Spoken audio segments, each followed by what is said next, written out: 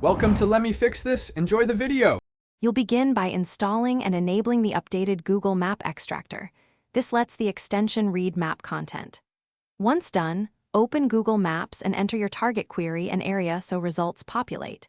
Make sure you're signed in and permissions are accepted. Otherwise, the tool can't access listing details. Then click the extension icon, create a new project, and start the job. This launches the initial scrape. You're starting the process now to capture visible listings and basic fields. Next, configure the extraction schema.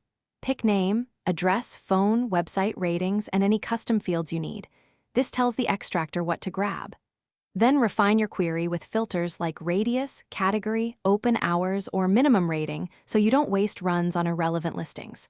Preview a small batch to confirm selectors capture the right elements. If items are missing, adjust CSS/XPath selectors. Finally, set batch size and request delay to balance speed against rate limits.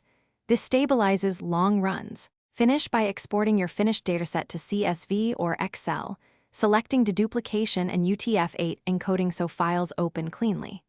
Once exported, validate fields, remove duplicate listings, normalize phone and address formats, and verify website URLs.